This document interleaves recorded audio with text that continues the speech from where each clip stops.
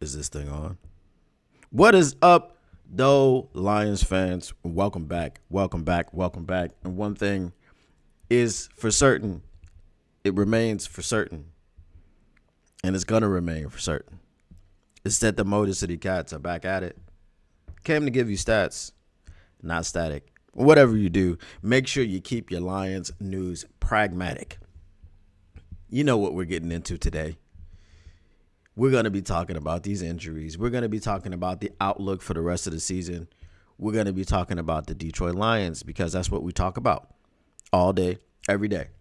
We love the Lions. We love our team. Well, some of us love our team. And some of us have been jumping ship. Some of us have been hit by pieces of the sky that have fallen.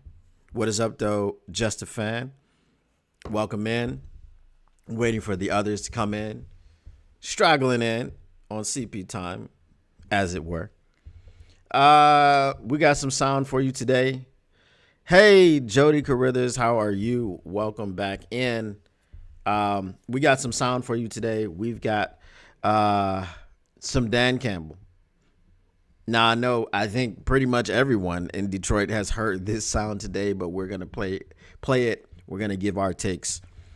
Shout out Just a Fan. I know you remember the show MASH, so I know you know what the thumbnail is about. And I think everyone we talked about our age brackets and things of that nature yesterday. So I think everyone who's in my age bracket and above knows what the thumbnail is about. This is Just a Fan. I told you now about all that cussing in my chat. Come on now. The Detroit Lions have been hit with major injuries. We talked about this yesterday. So there are 21 people on injured reserve.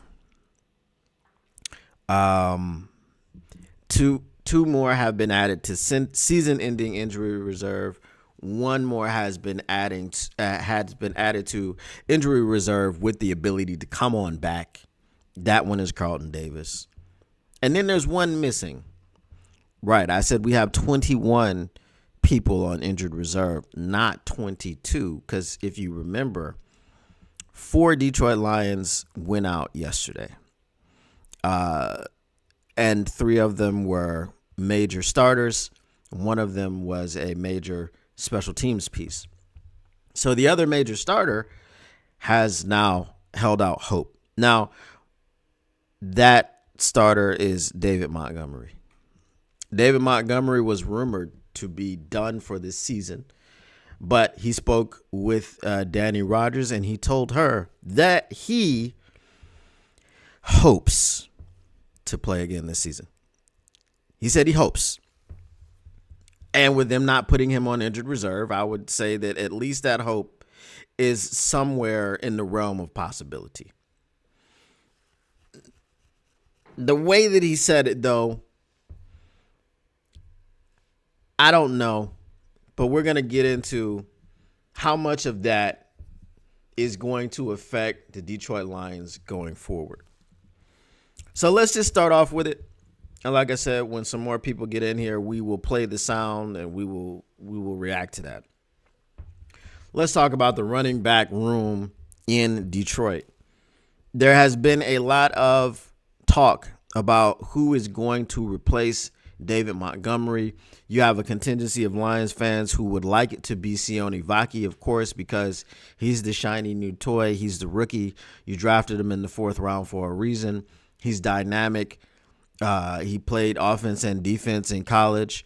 I believe he was mostly a defender, a safety, and when they had injuries and things of that nature at running back, he put his hand up and said he'll play.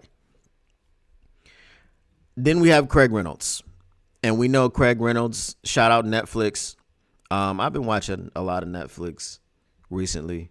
I get into these stages where I start binging things.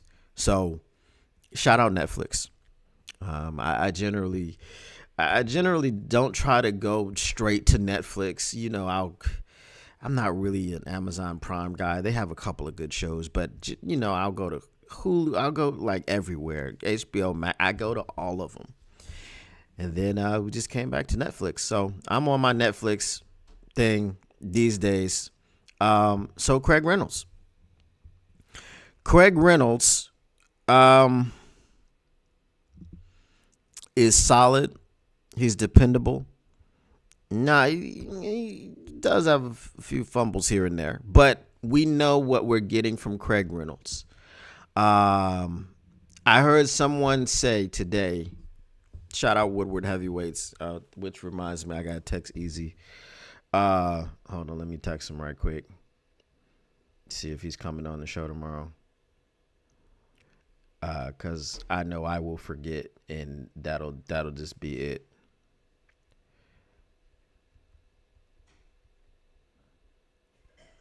All right. So the bat signal is sent. We'll see if Batman responds.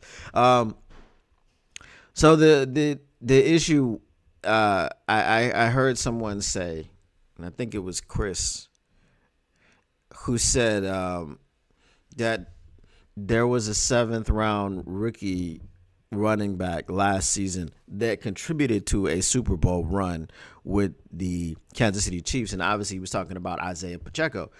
So my thing is, yeah, well, Isaiah Pacheco did do that, and he was drafted in the 7th round, and that's not really what matters. That's not really the point, whether he was a rookie and drafted in the 7th round or not.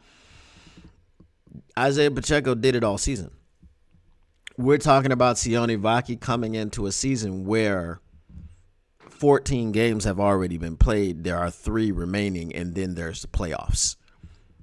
That's where I look at Sione Vaki. What are you talking about, K-Express?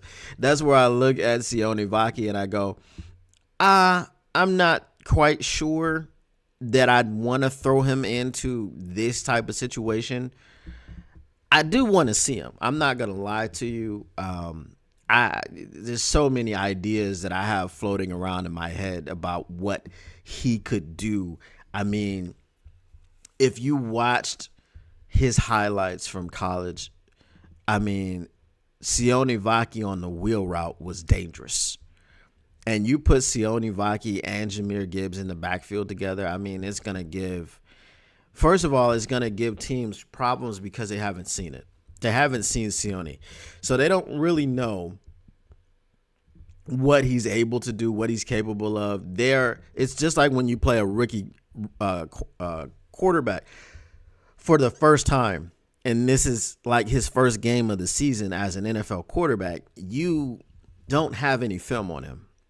So if you put Sione Vaki into the game, you don't really have any film on him. I mean, you can go back and look at a few snaps here and there in the preseason, but that's not really enough information for you to accurately game plan for Sione Vaki. So really, if you see him in the backfield alongside Jahmyr Gibbs, it's an element of surprise.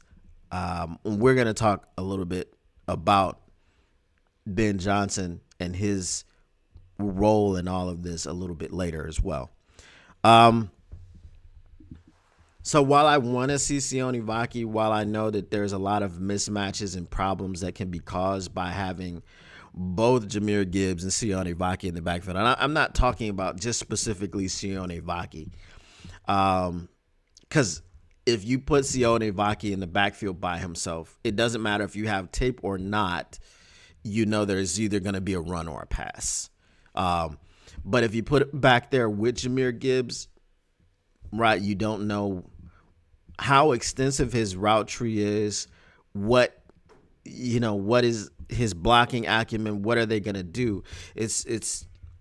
You're going to key in on Jahmyr Gibbs, obviously. He leads the Detroit Lions in rushing with 1047, right? 1,047 yards. You're going to key in on him, but with Vaki, it's just that unknown.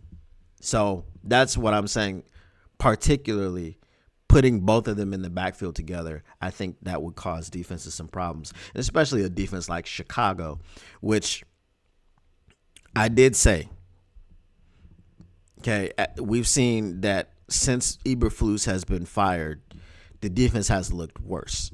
And I did say that you guys have to remember that not only did they fire their head coach in Matt Eberflus, they fired their defensive coordinator as well in Matt Eberflus. And that defense has not looked good at all. Just like yesterday, the score was 30-12. It could have been 37-12 or 37-6. Like, we don't know what would have happened throughout the game had Justin Jefferson not dropped a pass, which is very uncharacteristic. You don't see Justin Jefferson drop passes. He dropped an easy touchdown pass. I mean, obviously he would have had to beat his man to the pylon, but that's what he was looking at. He was just took his eye off the ball for a split second, turned to run before he actually caught the pass. So Just Fan says too many Lions fans are so depressed that they have fantasy dreams. Vaki will not be a running back for Lions right now, in my opinion, or he would have been in there by now. I mean, just so I don't think you're wrong. As far as Vaki, remember he is a rookie, and we saw Amon-Ra St. Brown take a while as a rookie to get worked into the offense, as a starter, right? He was one of the people that, yes, he was drafted in the 4th round, but you were counting on him to come in and have an impact. You look at Jahmyr Gibbs last year. I mean, that's the perfect comparison, the perfect example, because we're talking about the same position.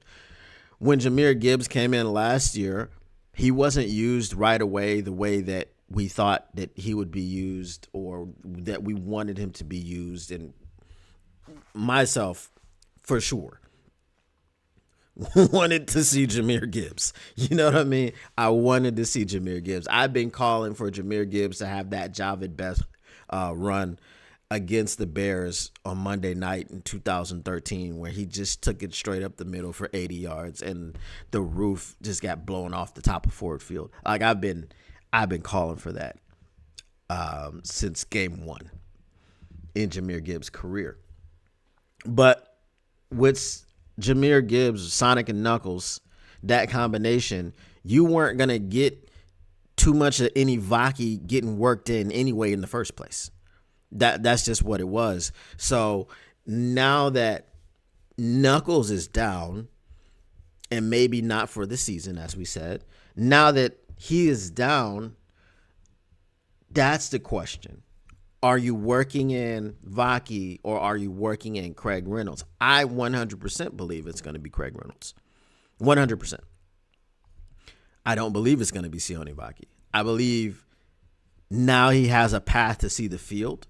I believe now he has a path to get him out there with packages, as Dan Campbell alluded to in the preseason. He said you can see him out there with some packages, which obviously we haven't needed, to this point.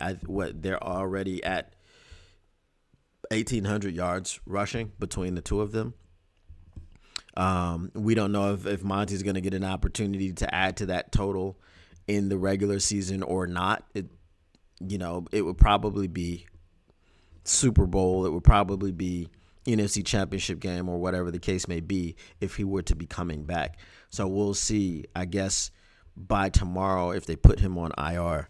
And then the speculation will not have to be there anymore, because if they don't put him on IR by tomorrow, then we could guess that the logistics and things he was talking about working through and his ability to come back and play this season would have hit, right? So, I mean, one of the things I was listening to Dr. Jeff Pierce yesterday, shout out Dr. Jeff Pierce, and he was saying that if there are things that can be done because it's the MCL and it's about the lateral movement. Now, Monty does need his MCL because obviously there's the cutting, there's the planning, there's the juking. I mean, there could be spinning. So he needs his lateral movement. But you can put a brace on it, and you can, do some things to help it heal up holistically, whereas you won't miss the season and you can just fix it in the off season. does anybody know? I think he had the surgery, or I know he was scheduled to have the surgery. But I mean, we saw Frank Ragnow again. He's a lineman, but we saw him tear his meniscus, and I think he had surgery to clean it up, and he was back in 2 weeks. So it's just a different situation. But in keeping with this topic about the running backs that are going to, who's going to replace David Montgomery? Is it going to be Vaki? Is it going to be Craig Reynolds? Listen, the last time that Jahmyr Gibbs was the main back, we saw a 2-game stint where he was the main back. We saw him last season against the Ravens. He was the only one that scored a touchdown. And this is kind of when, as I've said, and you can go back and check the tape, I've said that this is when, because we were getting beat so bad, that Ben Johnson was just forced to just open the floodgates. And they were like, look, man, whatever you can handle, Jahmyr, we're going to throw that on your plate, and then we're going to give you 2-3 more plates because we got to get this offense rolling. There was no rhythm. They couldn't do anything. And Jahmyr Gibbs was the only one to score, and he had decent all-purpose yards. And then the next week, he comes out and he gets 152 yards rushing, albeit against the Raiders. That's fine, but it's still 152 yards rushing is 152 yards rushing. So we've seen Jahmyr Gibbs be able to carry the load. We've seen Jahmyr Gibbs be able to run between the tackles. We've seen Jahmyr Gibbs be able to get to the outside. And I think with Ben Johnson now, what he understands about the situation is you're not just going to line up and 3 yards in a cloud of dust it. You're obviously going to get up the middle with Jahmyr Gibbs. You're going to give him the full complement on types of runs, whether it's traps, whether it's whams, whether it's blast counters, whether it's ISOs, whether it's powers, whether it's tosses, sweeps, whatever. You're going to give him the full complement because we know that he can do the full complement. But I believe that without, I don't want to say trust, because I know you trust Craig Reynolds. But when you put David Montgomery in the backfield, you know he can break it for 75 yards because you've seen him do it. When you put Craig Reynolds in the backfield, that's not what you're looking for. You know what I'm saying? So on this season, before Monty went out, I think Monty had one more carry than Jahmyr Gibbs. This is for the entire season. So they had done a miraculous job of splitting. I don't want to say miraculous because obviously it was by design. So they had done an excellent job of splitting carries between the two running backs, almost 50%. No, scratch that. I think Jahmyr Gibbs had two less carries. But again, they were almost 50% on the split of carries. Now Jahmyr Gibbs is going to carry the load. The splitting of the carries is not going to be a split. I don't think there's going to be series. I hope there's not series where you see Craig Reynolds. Just the way that they tried, like you can't do it that way. You can't do it that way because Craig Reynolds is not a 1-for-1 replacement for Monty. He is a backup. Craig Reynolds doesn't play in games unless we're up 52 or we put 52 points on the Jaguars or we put Jaguars. If you like, say it like a British person, Jaguar. Okay, Jaguar. Just don't say wire. That's not a thing. That's not an animal that exists. I just want to let y'all know. Okay, a jaguar is not an animal that you will find in the wild. Maybe you will find it on a computer or something, but a jaguar does not exist. It doesn't exist in nature. Okay? And I don't care. Fight me. Okay? I know some good people that say jaguar and they gotta stop it. Okay? Easy is a person that says jaguar. And if he comes on the show tomorrow, y'all remind me to talk to him about it, because I don't like it. It's a pet peeve of mine. So, yeah, Craig Reynolds gets in against the Jaguars. He gets in against the Titans. I don't know that he got in against the Cowboys, because the Cowboys was serious business, and we were just trying to take it to him. Okay? So Xavier McKinney did have a point if he was talking about the Cowboys for the entire, the Detroit Lions are out here trying to embarrass people. No, we're not really trying to embarrass anybody except for the Cowboys. That was the only team. But again, you can't do it that way. So I expect to see a lot more creativity from Ben Johnson. I know he's already creative, but I feel like Ben Johnson's role in this entire thing is to prepare your offense to score 60 points per game. Are they going to score 60 points at all in any of these games, the last 3 games? Probably not. Are they going to score 60 points in the playoffs? Probably not. But the point I'm making is the preparation for Ben Johnson, the way that he scripts these plays, the way that he plans for the game is going to have to be in a way in which I think that this game plan and this type of play calling will lead us to 60 points.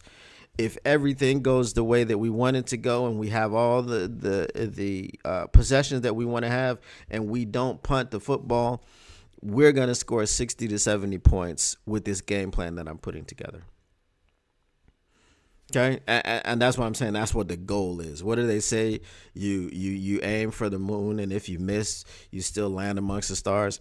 That's what I'm saying. So if you're aiming for 60, 70, and you land on 40, you land on 30, you land on 35, whatever the case may be, we just need to land on what it is that will allow us to outscore opponents. And just as Dan Campbell said, and we're going to listen to that here in a minute, we got to win by 1 more point. Okay? Winning by 1 more point is all we care about. We don't care about anything else. All right? So let me go ahead and bring in some of this sound. I have sound from 2 people. I don't have visuals from 2 people because I don't know what was happening with my second form of visuals, but we're gonna put it all together. So we want to segue here into Dan Campbell, and like I said, this is the sound I believe everyone has heard, but this is the type of sound that you have to hear multiple times a day. I don't care if it's 4 or 5 times. If y'all need to find, some of y'all need to find it yourselves and motivate yourself to still be a Detroit Lions football fan. But here is Dan Campbell. Hold on. Before I do that, I'm actually going to have to do something. Hold on.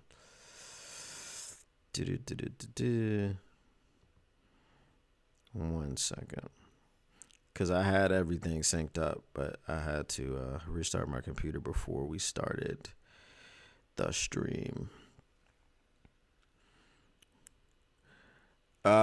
Chip Bradshaw says only need 1 more point. You are 100% correct, Chip Bradshaw, and welcome in.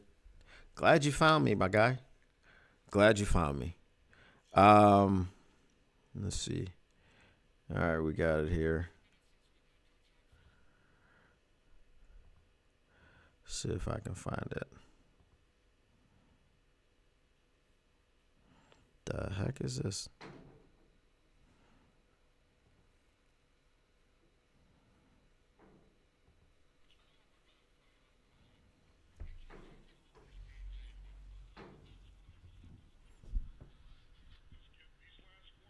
Ooh, that was bad for me.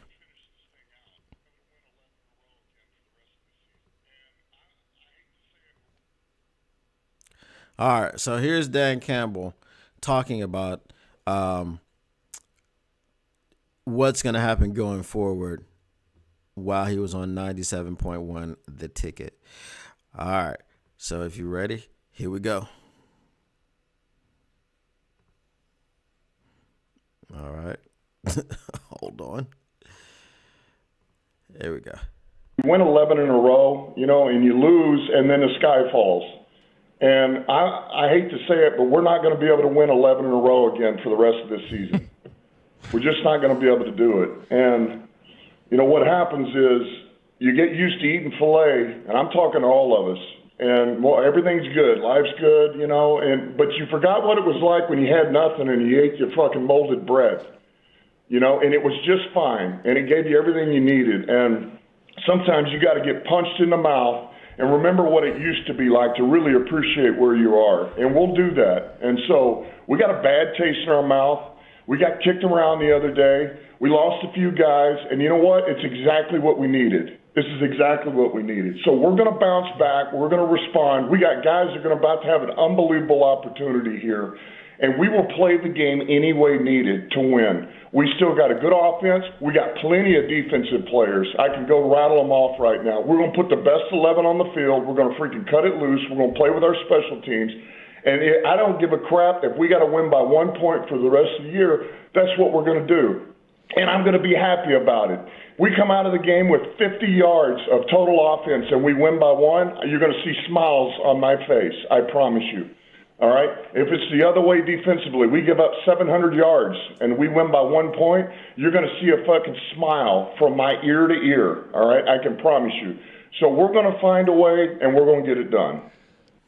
All right. So that was head coach Dan Campbell talking about finding a way and getting it done. Talking about it only takes one more point because indeed, that's all it takes. It doesn't take 50 more points. It doesn't take 60 more or 17 or 21 or 14 or 7 or 3. It just takes one more point.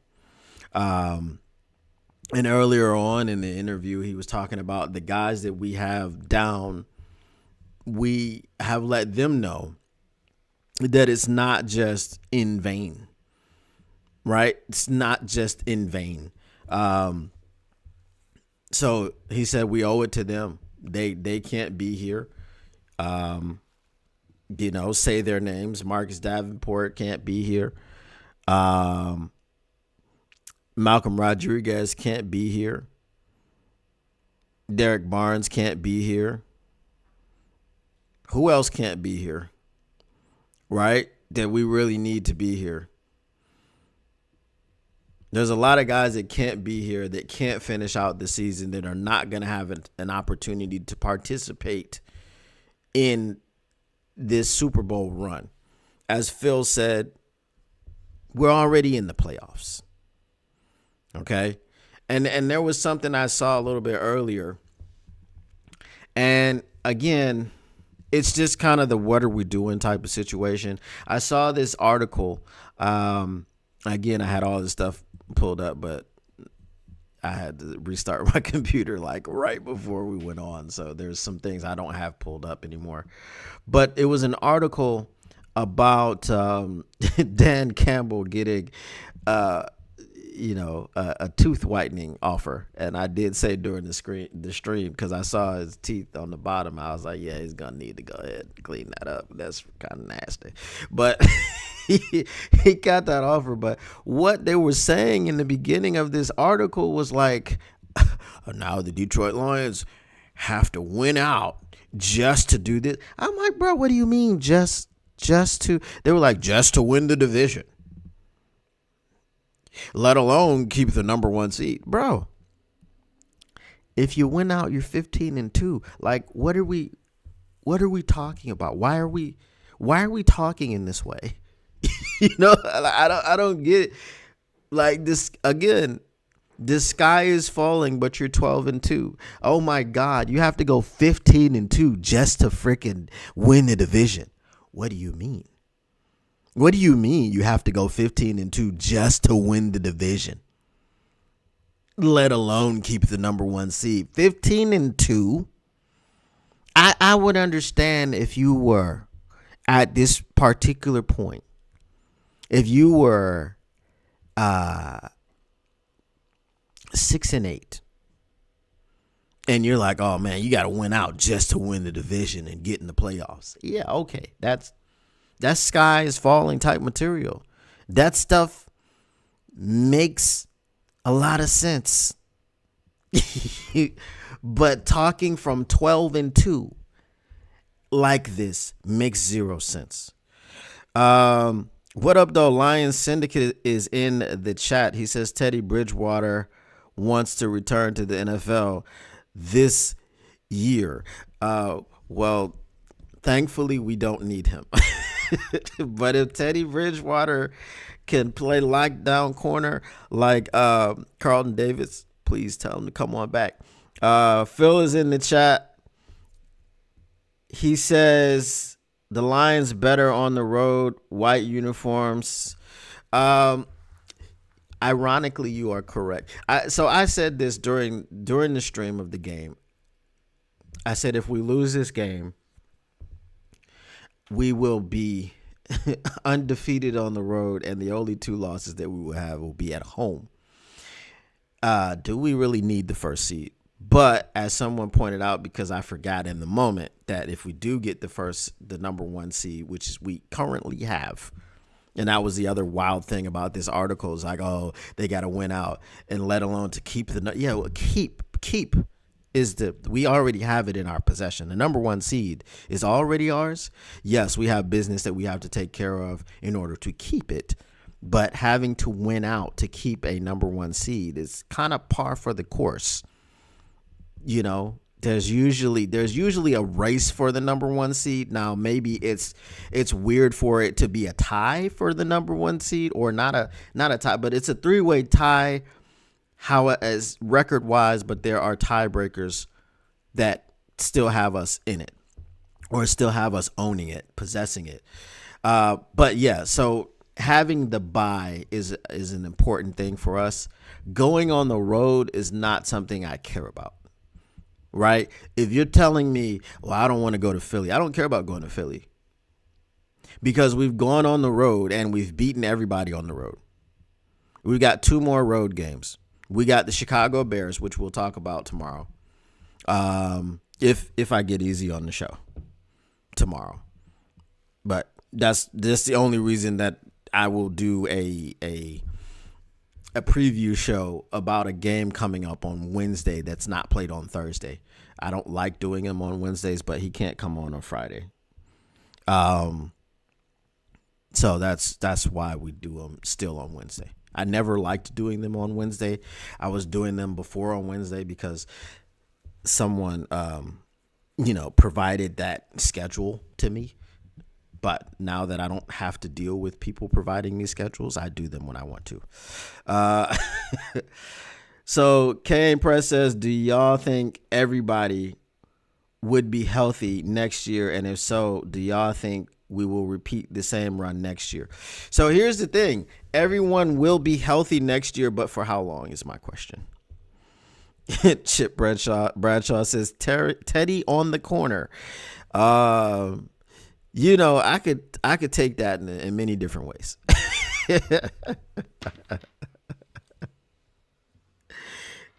No, we don't play Philly. We're talking about if Philly goes to the NFC Championship game, okay? And we would have to play them in the NFC Championship game.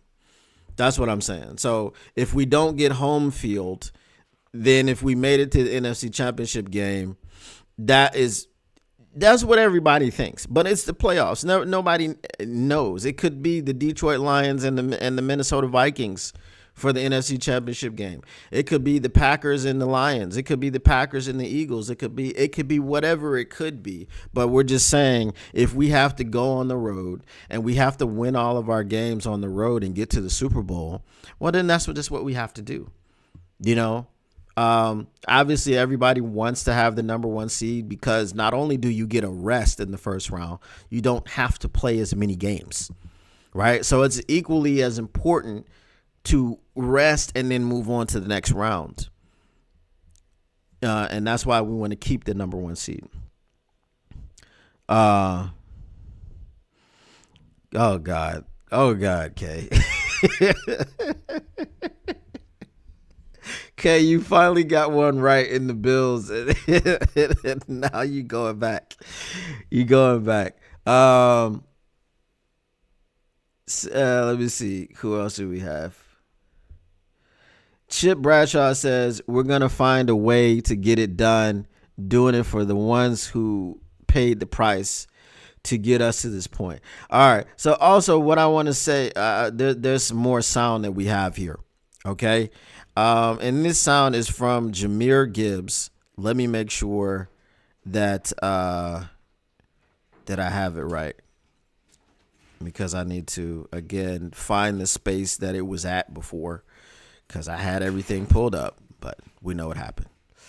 All right, let's see.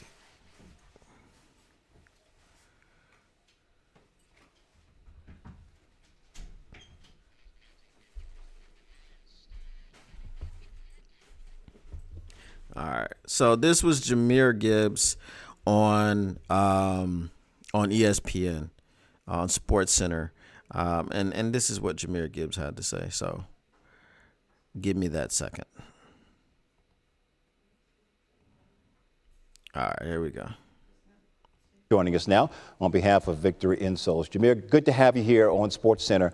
I want to start with your coach. What's your reaction to what Dan Campbell had to say this morning?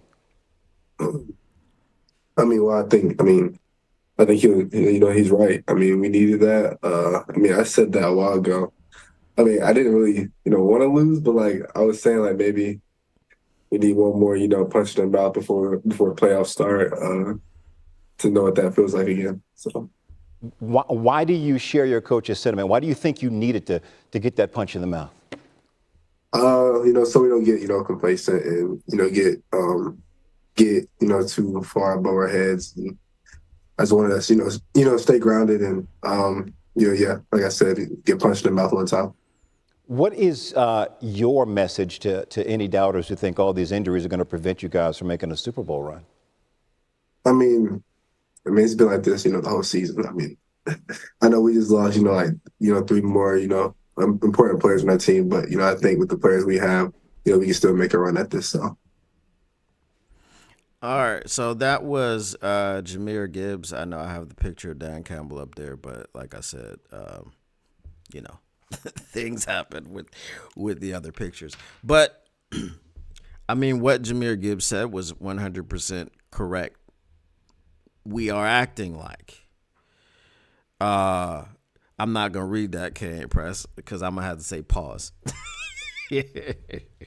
I can't read everything people say. But people, are jumping ship. They're abandoning us. They're jumping off the bandwagon. And if it's the national media, I don't care, because the national media has been looking for reasons to find chinks in the armor of the Detroit Lions. I said, I think it was last week, about, Paul Pierce and what's his name, Keyshawn Johnson, talking about chinks in armor and things of this nature. Cool, that's fine. Nick Wright apparently is, again, we need to find out who in the Detroit Lions organization, who from Detroit, pissed in Nick Wright's Cheerios, because Nick Wright is from Kansas City. Maybe that's why, because he's just really afraid of the Detroit Lions, because he knows that the Chiefs have not beat Jared Goff, right? I don't know. But Nick Wright says things like this is probably going to be the Lions' last season being good. After coming out and saying that Jared Goff was going to win the MVP, after coming out and saying that Jared Goff was a civilian at quarterback, I don't know. And this is how you know, okay? When as a fan base, just understand this situation. There is a guy that does a show in New York. Are y'all follow me now? Stay with me now. There is a guy that does a show in New York who uses the Detroit Lions or his hot takes about the Detroit Lions to get clicks and likes and to remain relevant. This is how you know as a fan base that you have made it, that you have arrived. Rob Parker, for as much as it's crazy, Rob Parker is from New York. He spent many years in Detroit covering the sports teams in Detroit. I understand if he has a bad taste in his mouth, but he's covered championships. He's written about championships. He's seen the stuff. Now, there was years of dysfunction. And I get this. And while I don't agree with his same old Lions type of takes because they're over the top, he just exhibits symptoms of a same old Lions fan.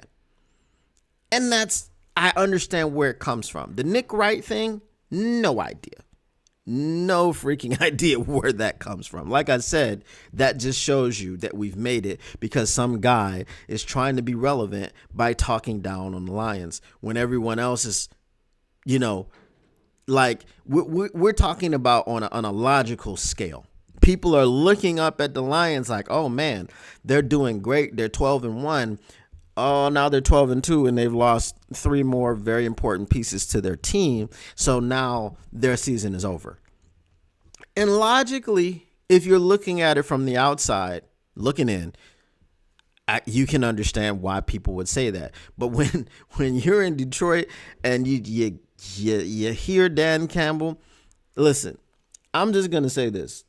When I was listening to Dan Campbell lay out what's going to happen going forward, lay out what was going to happen going forward and how this thing was going to turn out. Pause. It moved. Pause. Just saying. Okay. So when you are experiencing that type of thing from the inside, then I don't understand how you jump ship and, but it is what it is. I look like I'm not stuck up.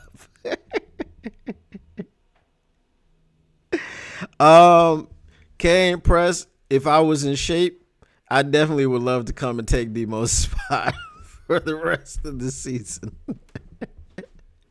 But I haven't been in football shape for about 10 years, so I say about because I was close. I was doing some flag football stuff in my 30s, just keep it in shape and doing some things. But I'm definitely not stuck up. Just a fan says, then he tried to go back to New York and got kicked to the curb, so came crawling back to Detroit. I mean, I just saw what you said up there, Just a fan. And I don't detect any pauses. Okay, I don't detect any pauses, and I need some. Good evening, Paul Thomas. What is going on, my guy? Paul Thomas says, I would definitely piss in Nick Wright's Cheerios if he was sitting in front of me eating a bowl. Yeah. Someone already has beat you to it, though, Paul Thomas. That's the problem. All right. So we talked about Ben Johnson. There you go, Justin Fan. We talked about Ben Johnson. We talked about the running backs. Now let's move to the corners. Okay. We know Kendall Vildor came in for Carlton Davis. We know Emmanuel Mosley has been a healthy scratch for the last 2 games. What up, though, JSJ? So my thing, and I said this, I touched on this yesterday about Emmanuel Mosley. And it was this whole thing about his ability to play and his body getting back to. Look, man, if you're healthy, I need you playing.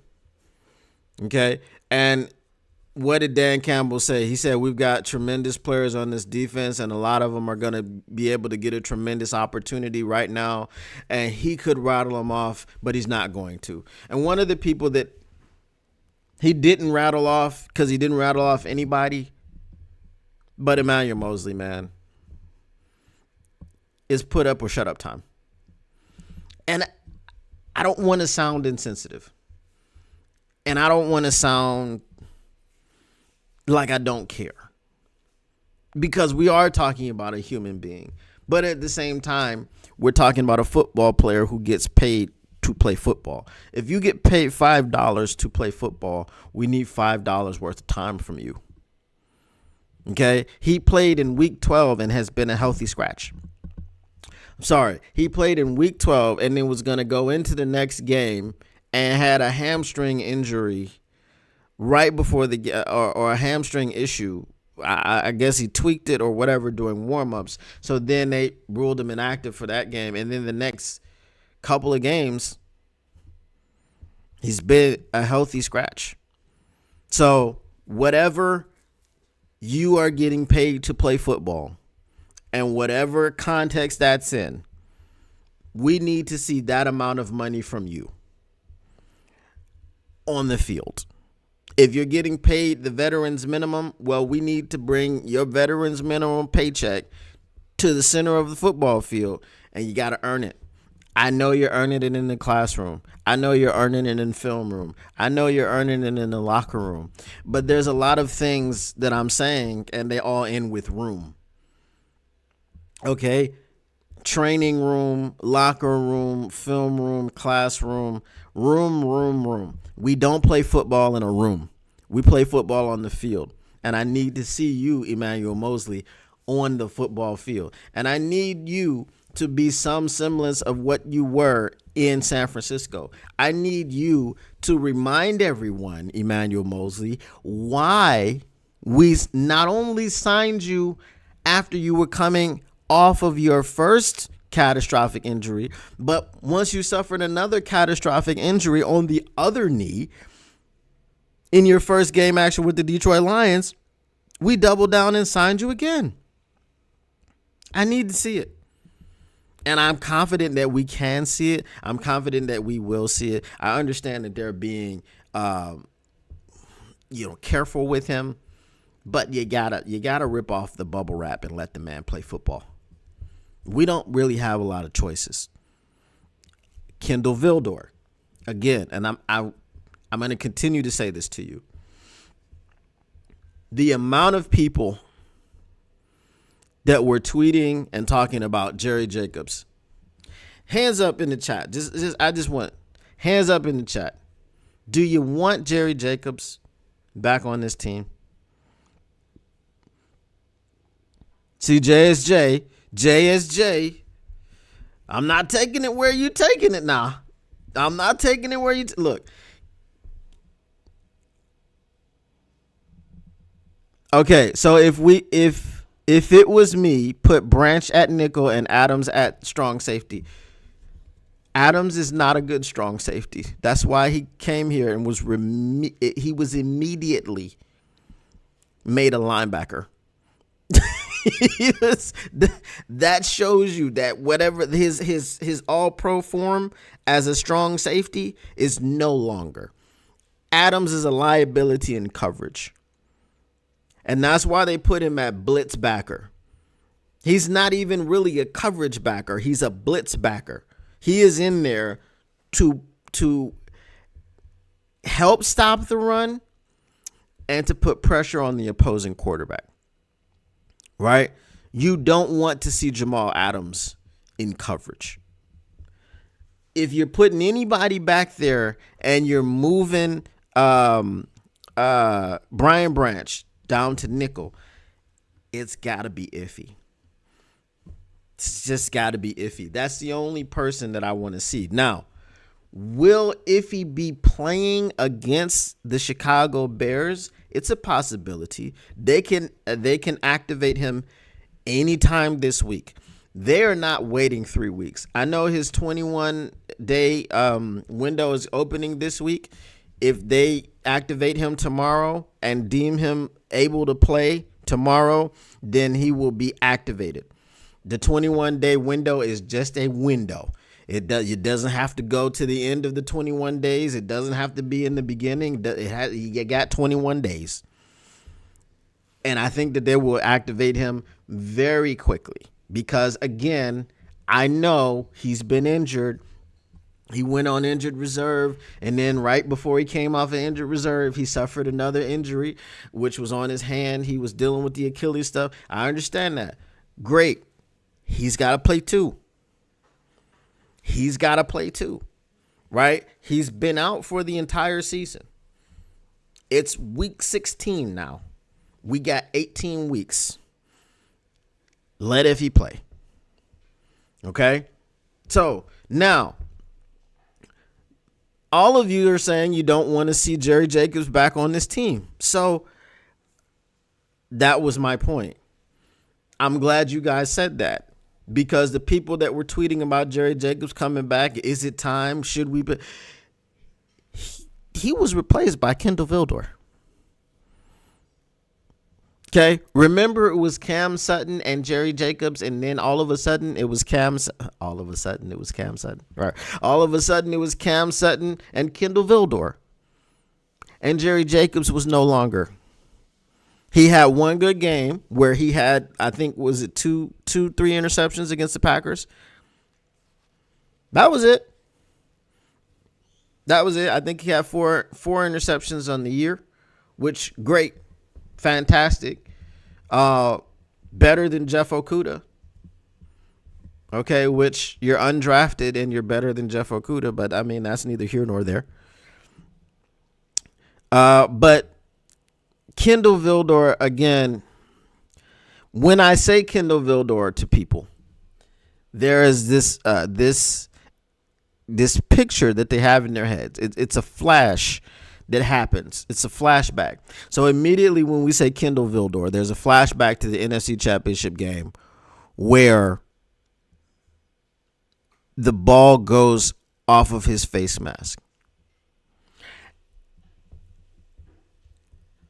Here's the thing about that play. There are three things that you can say about that play. Number one, Kendall Vildor had good enough coverage to be down there for it to hit off of his face mask. He just didn't make the catch. Number two, whether you agree or disagree, it could have been flagged for pass interference. I don't think, because I know he gave a tiny little push off of Brandon Ayuk to be able to kind of launch himself towards the ball and try to make a play on it. I don't think that was enough to say, oh, you impeded his path to the ball, therefore it was pass interference. I don't think so. So I would say that shouldn't have been pass interference. Number three, who makes that catch? Who makes the catch? That was a spectacular catch. That was spectacular reflexes, wherewithal, situational understanding that, this is a gotta have it game. And I mean, you got a man who's falling down on the ground. The ball has bounced off of his face mask. You dive over him and catch the ball and fall down at the 2-yard line. Like, that was a spectacular play by Brandon Ayuk. That wasn't a regular thing that we witnessed. So I'm not going to kill Kendall Vildor. I already said He did a great job for us last season based off of where he came from. We got him from the Chicago Bears practice squad. He wasn't brought in to be the number 2 corner. He was brought in to be a depth type of special teams player. Okay? That's just what he was supposed to be, which is why while I was watching Ezekiel Turner in the moment on Sunday, I was upset. But then at the same time, I was like, but what do you expect from Ezekiel Turner? Right? Of course, you say, well, the guy is good enough to get to the NFL, but there's levels to this, right? That's why people get paid differently. Okay? CD Lamb is not getting paid what Isaiah Washington is getting paid. Practice squad receiver that was plucked by the Bengals. They're not, because they're not affecting the game in the same way. Some of the guys that are in the NFL don't affect the game on the field, right? A practice squad player is practicing. He can affect the game in practice, and then it'll be great, and you'll never see his effect if he never gets to the actual field. Maybe you got a scout team quarterback who's great at being Justin Fields, who's great at being Jalen Hurts, who's great at being Lamar Jackson, great at giving you a look. Are you going to hand the keys over to him? Are you going to? No. Right? Look at Hendon Hooker. Hendon Hooker might be great. He might be able to be a great quarterback in the NFL. Right now, he's running scout team. Because the guy in front of him, Jared Goff, has more tools in his toolbox. That's just the way that it is. So when I look at Ezekiel Turner failing to cover a running back, okay, now I know that there were plays where we had coverage and Josh Allen just did what Josh Allen did, but then there were plays where Ezekiel Turner I saw from the broadcast the running back coming out of the backfield immediately. Ezekiel Turner didn't recognize the running back, which was his assignment. But I can't be too mad about it. So, yes, Kendall Vildor is who you're going to get. If Emmanuel Mosley can get healthy, then you'll get Emmanuel Mosley. Are you going to see Emmanuel Mosley for the entirety of the game? Is he going to make it to the end of the season if he's playing all the snaps? Who knows? But we need to find out. Because if you can put Emmanuel Mosley out there instead of Kendall Vildor, great. But then Kendall Vildor also hasn't been giving up receptions. He gave up 2 in the Chicago game for 14 yards. And then there was a bogus pass interference penalty. Another revenge game for Kendall Vildor coming up, going back to Chicago, where he was a practice squad player and they didn't think he was good enough to be on the field for them. Got a bad quarterback. Well, a quarterback who's playing pretty poorly right now. Joe Buck said it just doesn't come out. When he was talking about the ball and Caleb Williams, it just doesn't come out. Caleb Williams will sit there and stare down like he's just staring at whatever he's staring at. He's got somewhere he was looking out, and he's not doing it. But this defense, we have who we have, like Dan Campbell said, and we're going to play with the guys that we have, and we're going to fly around with reckless abandon, and we're going to do it the way that we've been doing it. But we're not bringing in Xavier Howard. I mean, if you go look up the off-field issues that Xavier Howard was having, I don't know, still having, they are kind of scumbag type of things. And with us just having a Cam Sutton last season, Xavier Howard is not coming here. right? And then Xavier Howard being a man coverage corner back in the day. I mean, was he was on a man. I wouldn't say he was covering him. He was getting kind of cooked. He was getting kind of cooked. So, but that's who we have. That's who we have in our secondary. All right. So let me get to some of your comments. Just a fan says over under 1 minute before Mr. Glass shatters. I'm gonna say over. All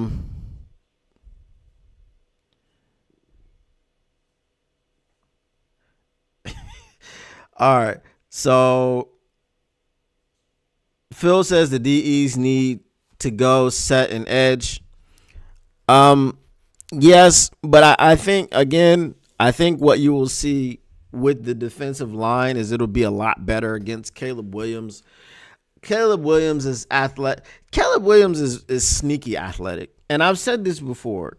He just looks so bad running the football. He looks out of control. It looks like his body and his mind are not in the same vessel. And it's just doing different things. And he doesn't really know. Like I said, he's that guy at the Y that you don't want to guard while you're playing pickup basketball because he's just going to flail around and injure you somehow. Chip Bradshaw says, what's up with Iffy? They are either going to start his clock this week or they've already started his clock this week. And I don't think he's going to be on the shelf too much longer. If he doesn't play in this game, they're starting his clock. If he doesn't play in this game, for sure. If he doesn't have any more injuries, then he for sure should be playing in San Francisco.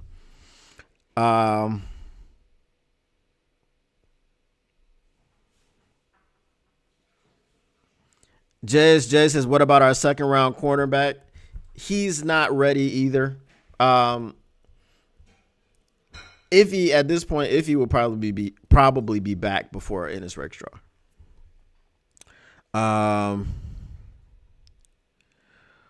Paul Thomas says 0.0001% chance a helmet bounce will be a TD, and it happened. And again, it wasn't even a TD. It was, now they went in the next play or so, but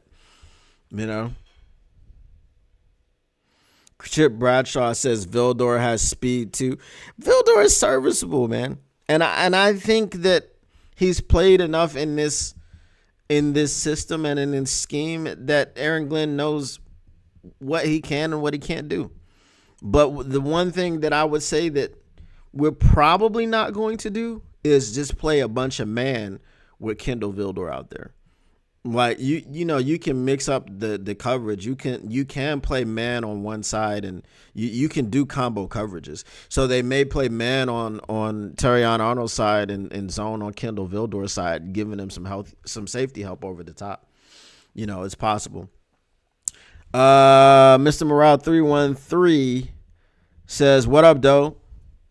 We are back at it this week. That is 100%. We are back at it.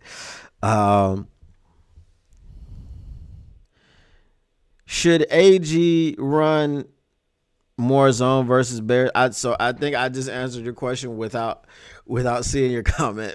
But I think for sure they're gonna run more zone and some combo coverage. Obviously, with Caleb Williams, it's gonna be a different defense than what he saw the first time out, and we were good the first time out against them on Thanksgiving. We just fell asleep at the wheel and let them back in the game. But here's the benefit, because we talked about the offense before. We don't have the benefit of falling asleep at the wheel because we just don't have the horses, right? We don't have the personnel on defense. So if your offense comes out and you're smacking people around, you got to smack them around for 60 seconds. Right? You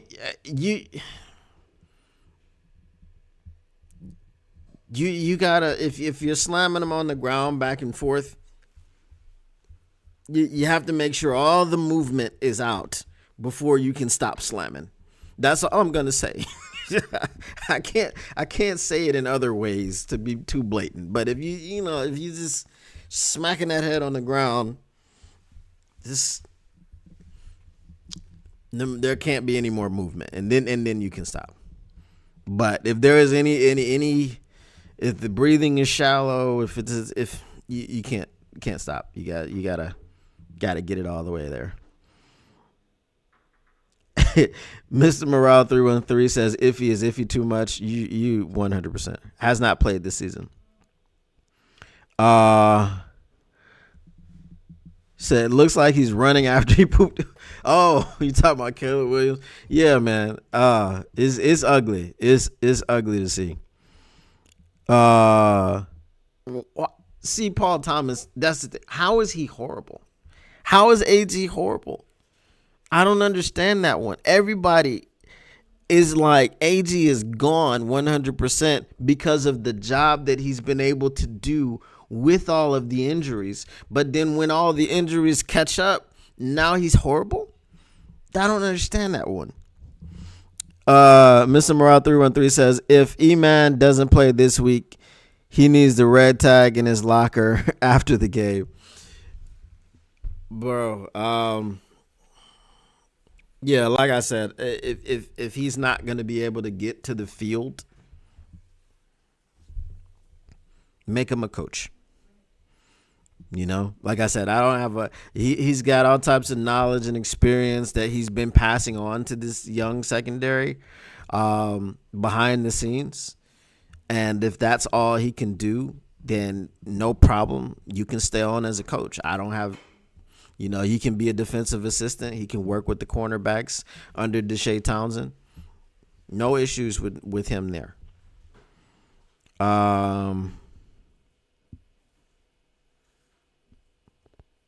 His schemes don't match with the offenses that he plays.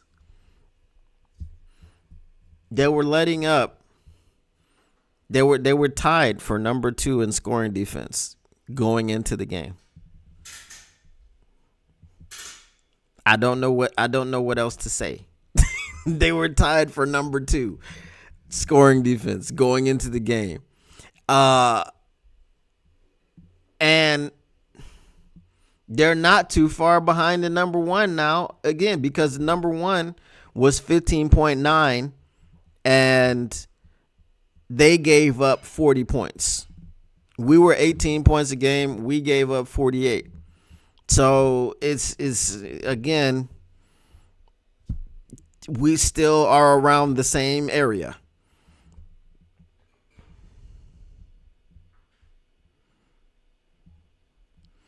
No excuse for the receiver. The receivers only had 6 catches. We're talking about Josh Allen. And this is what I said about Josh Allen. You either have to allow Josh Allen to do whatever he's going to do and plaster everybody else, or you have to sell out to stop Josh Allen, which is going to leave people open. The only people that were killing us in that game were the running backs. It was the running backs. And there were people missing assignments. It wasn't that they were choosing not to cover them. They were just not covering. And that was on the LBs. You saw Quan Alexander out there getting beat. You saw Ezekiel Turner out there getting beat. You saw Jamal Adams out there getting beat. Everybody was out there getting beat because they weren't playing fast. Quan Alexander got beat on the first drive. I think it was by James Cook because he didn't quickly pick him up in coverage. And he was a couple steps too slow, and that's why he gave up the big game. It was people not executing what they were supposed to execute.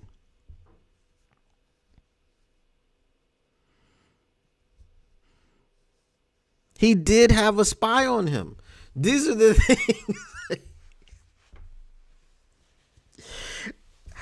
But again, so I mean, here's the thing. Here's the thing, Paul Thomas. We'll put it this way. We started off our front 7 this season. How many players did we have in that game that were on our starting front seven?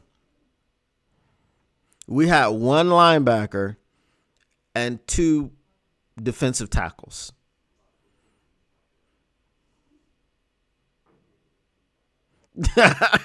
I'm just asking you that question. If you are stopping Josh Allen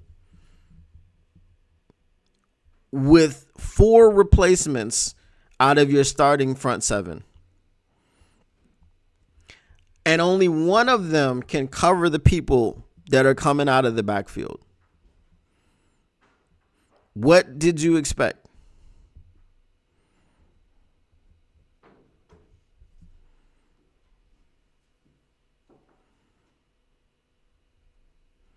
You saw last week, you saw Josh Allen go out there and score 3 touchdowns on the ground and 3 touchdowns through the air in a loss.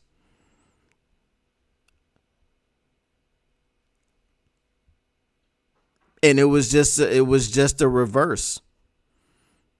They scored 42 points last week, like we scored 42 points this week. They found a way to score 6 more points than us, just like the Rams found a way to score 2 more points than them the week before.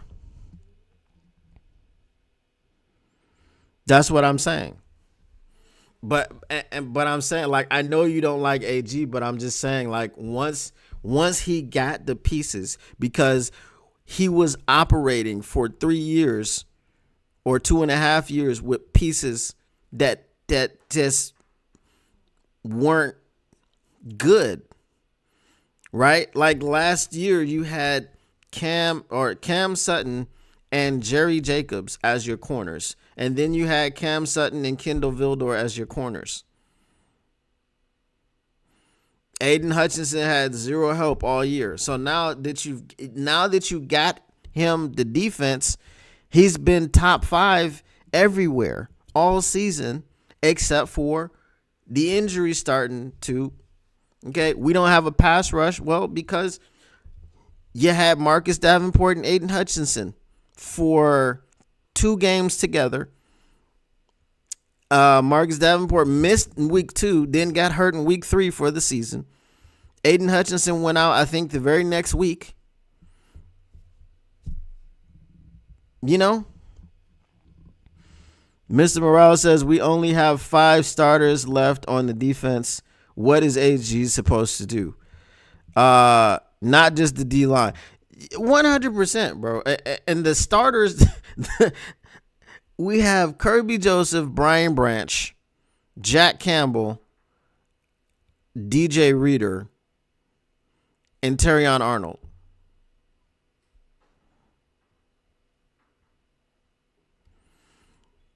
All right, Jessica, we'll see you later, man. I appreciate you, man. I appreciate you. Make sure y'all smash that like button on your way out. Make sure you subscribe.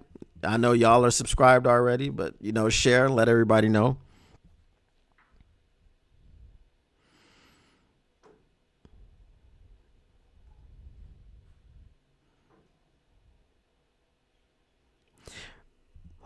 Okay. Robert Salah would be a good candidate. So Paul Thomas, what would you expect for if Robert Salah were in the same situation? Now let's not even say next year. Let's say he takes AG's spot this year. Just swap him out. What would you expect for Robert Salah's defense to look like with 5 starters remaining?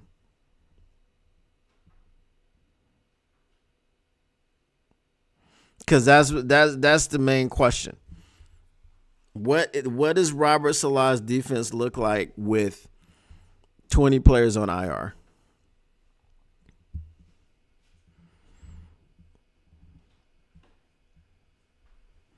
Because I think now it's what? So it's 16 defensive players on IR right now. Because while Khalil Dorsey is a special teams ace, he also plays on defense.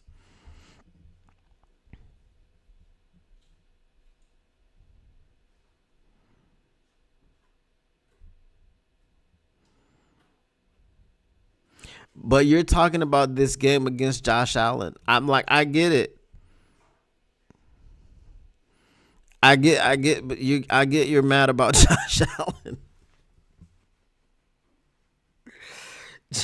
Josh Allen was going to do what Josh Allen does. That's why Josh Allen is going to be the MVP. He's running away with the award. And like I could understand what you were saying if this happened against Caleb Williams.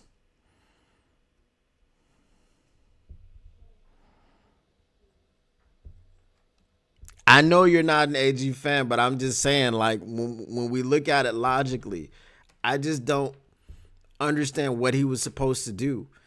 You know, right now you have when is the last time? And so Paul Thomas, you're older. When is the last time you saw a Detroit Lions defense that was top 10 in everything at some point in the season?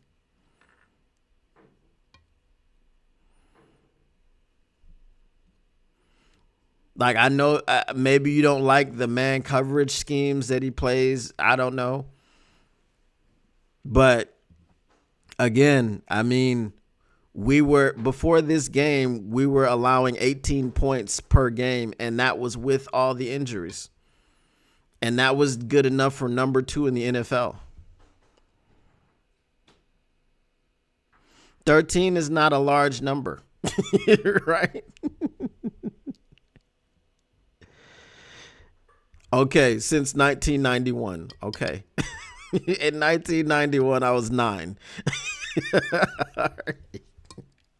So that's all I'm saying. You know, that's all I'm saying.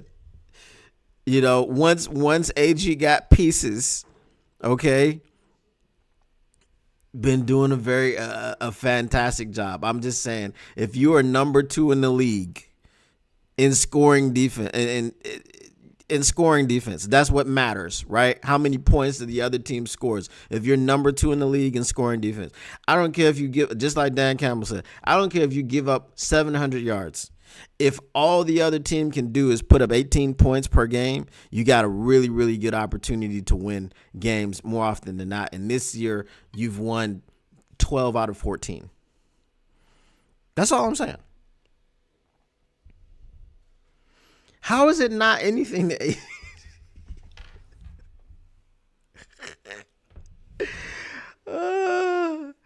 So now my question is, just like my question about Nick Wright, is when did AG piss in your Cheerios and why did he do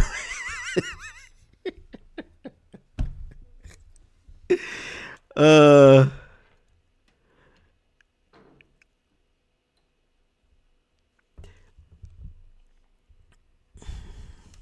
Nah.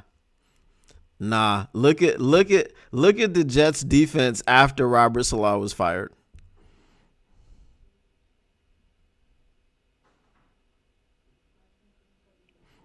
I don't know if he had a top 5. It was a pretty damn good defense, which is another reason why I really don't care for Stafford. It was like you had the offensive weapons and you had the defense, and you still couldn't do anything. You couldn't even win the division. So that is what that is.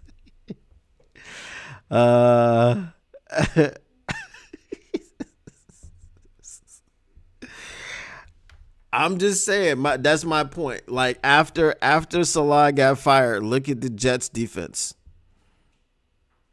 How good was it then?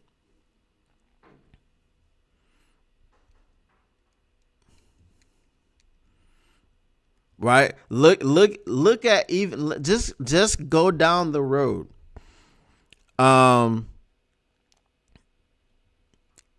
Just go down the road and look at Chicago. Remember, I said this, and some of y'all weren't here in the beginning, so I'll say it again.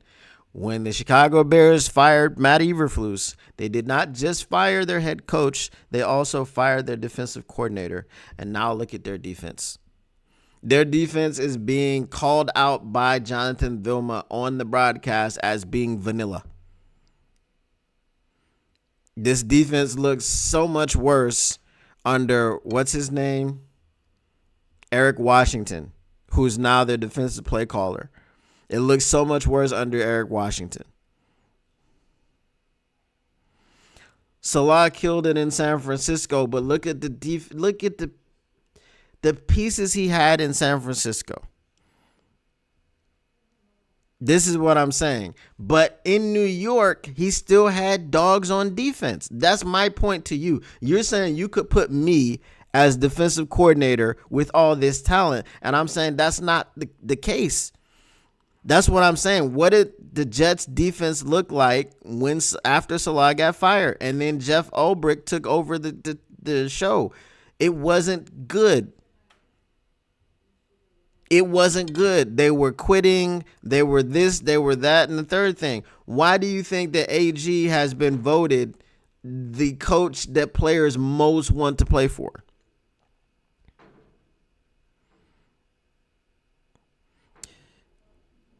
That's your argument, Paul. Paul, you said, go back and look. I'm going to read your comment. Because I think you forgot it.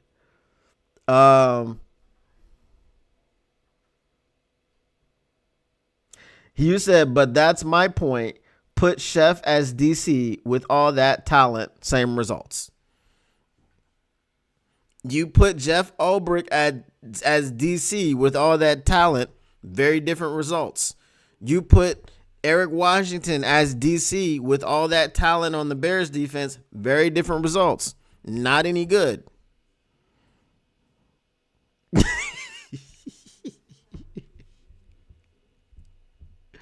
You'll say AG creates a good culture. All right, that's a win. That's a win. You said something nice about AG. I understand when you hate somebody, you don't want to say anything good about them. That's like me trying to say something good about Jeff Okuda. I can't do anything. I can't do it. I can't find a reason. But I have a reason to feel that way about him. I don't know what the reason is that you feel that way about AG. But we're going to go ahead and get out of here, guys. I appreciate you once again hanging out, coming in and spending some part of your evening with me. Make sure you smash that like button. Make sure you subscribe. Make sure you share and let everybody know what is going on around here. And the Motor City Cats, back at it. Came to give you stats, not static, but whatever you do, and I can't tell you what to do, but if you'd like to take my advice, just make sure you keep your Lions news pragmatic.